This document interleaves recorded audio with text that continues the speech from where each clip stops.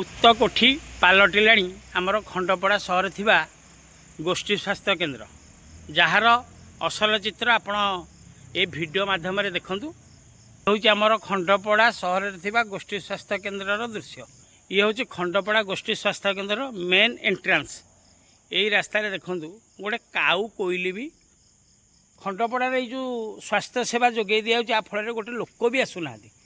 ଦେଖନ୍ତୁ କୁକୁର ତିନୋଟି ଏଠି ଶୋଇଛନ୍ତି କେବଳ, ଆଉ ଜଣଙ୍କର ଗୋଟେ ବାଇକ୍ ଲାଗିଛି। ଦେଖନ୍ତୁ ପୁରା ମରୁଡ଼ି, ମାନେ ଏଭଳି ବିକଳ ଚିତ୍ର। କୋଟି କୋଟି ଟଙ୍କା ଏଠି ଖଣ୍ଡପଡ଼ା ଗୋଷ୍ଠୀ ସ୍ୱାସ୍ଥ୍ୟ କେନ୍ଦ୍ର ପାଇଁ ଖର୍ଚ୍ଚ କରାଯାଇଛି, କିନ୍ତୁ ଆପଣ ଦେଖନ୍ତୁ ଗୋଟେ କାଉ କୋଇଲି କେହି ଉଡ଼ୁନାହିଁ। ସେଇ ଯେଉଁ ଦୁଇ ଜଣ ଭାଇ କେବଳ ଖଣ୍ଡପଡ଼ା ମେଡ଼ିକାଲ ଟ୍ରିଟମେଣ୍ଟ ହେଉଛନ୍ତି, ତାଙ୍କର ଯାହା ରିଲେଟିଭ୍ ଦୁଇ ଚାରି ଜଣ ବୁଲୁଛନ୍ତି, ନହେଲେ କେହି ନାହାନ୍ତି ଏଠି।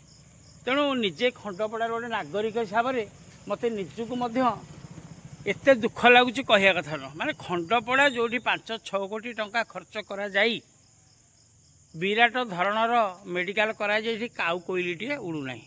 ଆଉ କ'ଣ ବା ଅଧିକ ଆଶା କରିବା ଏଇ ଖଣ୍ଡପଡ଼ା ମେଡ଼ିକାଲ ଠାରୁ? ଏବଂ ଯେଉଁ ଆମର ବିଧାୟକ ଅଛନ୍ତି ଇଞ୍ଜିନିୟର ଦୁଷ୍ମନ୍ତ କୁମାର ସ୍ୱାଇଁ, ତାଙ୍କୁ ମୋର ଗୋଟେ ପ୍ରଶ୍ନ ରହୁଛି, ଆପଣ ଯଦି ପ୍ରକୃତରେ ଖଣ୍ଡପଡ଼ା ଲୋକଙ୍କ ପାଇଁ 18 ଘଣ୍ଟା ଚେଷ୍ଟା କରୁଛନ୍ତି, ଆପଣ 18 ଥର ଆସିଲେ ବି ଏଇ ଖଣ୍ଡପଡ଼ା ମେଡ଼ିକାଲର କିଛି ଉନ୍ନତି ହେଉନି। ଆପଣ ନିଜେ ଦେଖନ୍ତୁ। ଏଠି ଯଦି ଆପଣ ଗୋଟେ ଇଞ୍ଜେକ୍ସନ୍ ନେବାକୁ ଆସିବେ, ତାହେଲେ ଆପଣ ଉପର ମହଲାକୁ ଯିବାକୁ ପଡ଼ିବ। ତଳ ମହଲାରେ କେହି ଆବଲ ନାହାନ୍ତି, ଯାହା ସିକ୍ୟୁରିଟି 2-3 ଜଣ ଭାଇ ଅଛନ୍ତି। ଔଷଧ କେନ୍ଦ୍ରଟି ଠିକ୍ରେ ଖୋଲା ହେଉଛି, ଡକ୍ଟରଙ୍କ ତ ଘୋର ଅଭାବ। କିନ୍ତୁ ଏ ଯେଉଁ ମେଡ଼ିକାଲ ପରିସ୍ଥିତି ବର୍ତ୍ତମାନ ଆମେ ଦେଖୁଛୁ, ଯାହା ଆପଣ ନିଜେ ଦେଖନ୍ତୁ ବାସ୍ତବ ଚିତ୍ର। ଇଏ ହେଉଛି ଖଣ୍ଡପଡ଼ା ଗୋଷ୍ଠୀ ସ୍ୱାସ୍ଥ୍ୟ କେନ୍ଦ୍ରର ଅସଲ ଚିତ୍ର। ଏଠି ପେସେଣ୍ଟ ଗୋଟିଏ ବି ଦେଖାଯାଉନାହାନ୍ତି। ଏଥିରୁ ଆପଣ ଅନୁମାନ କରନ୍ତୁ ଖଣ୍ଡପଡ଼ା ଗୋଷ୍ଠୀ ସ୍ୱାସ୍ଥ୍ୟ କେନ୍ଦ୍ରରେ କିଭଳି ସ୍ୱାସ୍ଥ୍ୟ ସେବା ଯୋଗାଇ ଦିଆଯାଉଛି।